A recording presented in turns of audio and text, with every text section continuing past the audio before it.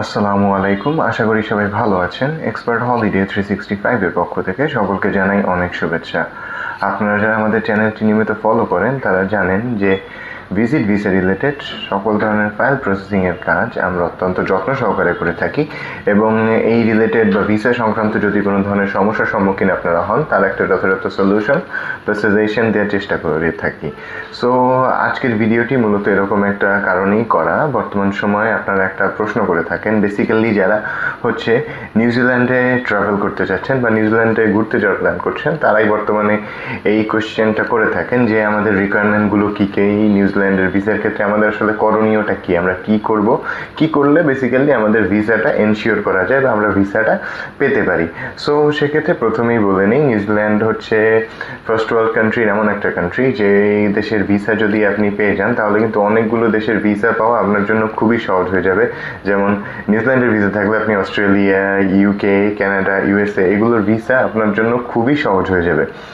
আর আরেকটা মজার বিষয় হলো নিউজিল্যান্ডের ভিসার জন্য কিন্তু আপনি কোনো ঝামেলা ছাড়াই অনলাইনে আবেদন করে আপনার ভিসা অনলাইনেই নিশ্চিত করতে পারেন। কারণ হচ্ছে নিউজিল্যান্ড হচ্ছে বাংলাদেশের জন্য ই ভিসা প্রোভাইড করে থাকে। সো ই ভিসা যেহেতু প্রোভাইড করছে সেক্ষেত্রে কোনো ধরনের বায়োমেট্রিকের ঝামেলা নেই, কোনো এম্বাসি ফেজ বা ইন্টারভিউয়ের কোনো ঝামেলা নেই। শুধুমাত্র আপনি আপনার ডকুমেন্টগুলো সুন্দর করে গুছিয়ে সাজিয়ে যদি তাদের ক্রাইটেরিয়া অনুযায়ী সাবমিট করেন তাহলে কিন্তু আপনার ভিসাটা হয়ে যাওয়ার পসিবিলিটি অনেক বেশি। সো এখন আসি মূল কথা যে কাদের আপনি কী করবেন বা নিউজিল্যান্ড বেসিক্যালি কাদেরকে, কোন ফাইলগুলোকে প্রাধান্য দিচ্ছে এবং কাদেরকে ভিসা দিচ্ছে। সো বেসিক্যালি যে জিনিসটা, অস্ট্রেলিয়া, নিউজিল্যান্ড এই দেশগুলোর রেশিও সবসময় একটা স্টেবল অবস্থায় থাকে এবং এগুলো সবসময় ভালোর দিকেই থাকে। সো ভালোর দিকে বলতে হচ্ছে আপনার ফাইল যদি সঠিক ওয়েতে প্রসেস করে সাবমিট করা হয় তাহলে কিন্তু আপনার ভিসা হওয়ার চান্সেসটা অনেক বেশি থাকবে। সো এখানেই হচ্ছে মেইন বিষয়টা, আপনি আপনার ডকুমেন্টগুলো অ্যারেঞ্জ করে যদি সঠিক ওয়েতে সাবমিট করতে পারেন, তাদের যে ক্রাইটেরিয়া দেয়া আছে তারা হচ্ছে আপনাকে যে ক্রাইটেরিয়া অনুযায়ী ফাইল বা যে সিস্টেম অনুযায়ী ফাইল সাবমিট করতে বলেছে ওটা যদি আপনি করেন এবং আপনার সব ডেটা বা ইনফরমেশন যদি সঠিকভাবে তাদের কাছে পৌঁছাতে আপনি পারেন তাহলে কিন্তু আপনার ভিসা হওয়ার পসিবিলিটিটা অনেক বেশি থাকবে।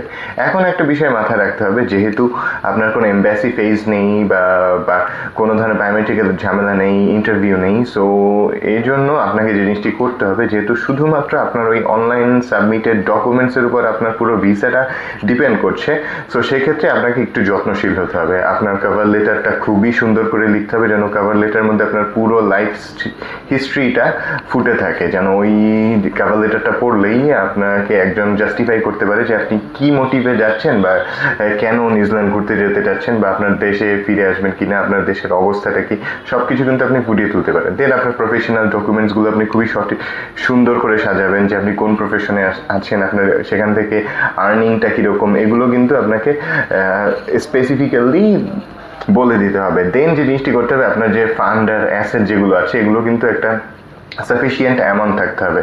এমন নয় যে আপনার ইনকাম সোর্স এবং আপনার যে অ্যাসেট রয়েছে এর মধ্যে কোনো সামঞ্জস্যতা না থাকে। সো আপনার যদি অনেক অ্যাসেট থেকে থাকে সো তার অবশ্যই একটা অ্যাসেট ভ্যালুয়েশন সার্টিফিকেট আপনাকে করে দিতে হবে এবং এর সাথে যত সাপোর্টিং ডকুমেন্টস যেগুলো প্রয়োজন যেন এই অ্যাসেটটা জাস্টিফাই করে, সো এই ধরনের সকল ডকুমেন্টস কিন্তু আপনাকে প্রোভাইড করতে হবে।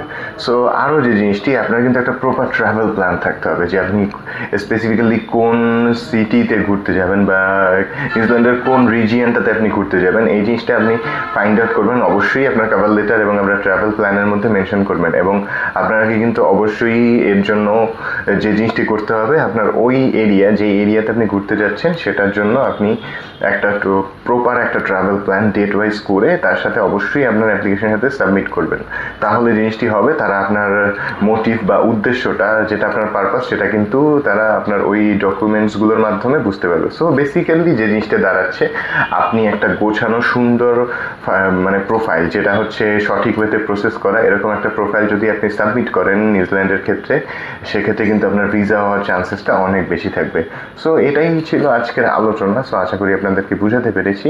সো ভিসা সংক্রান্ত অন্যান্য যে কোনো তথ্যের জন্য কল বা নক করতে পারেন স্ক্রিনে দেওয়া নাম্বারে, বা যে কোনো ধরনের ভিসা সাবমিশন বা প্রসেসিং রিলেটেড যে কোনো সহায়তার জন্য ভিজিট করতে পারেন আমাদের অফিস। সবাইকে অনেক ধন্যবাদ।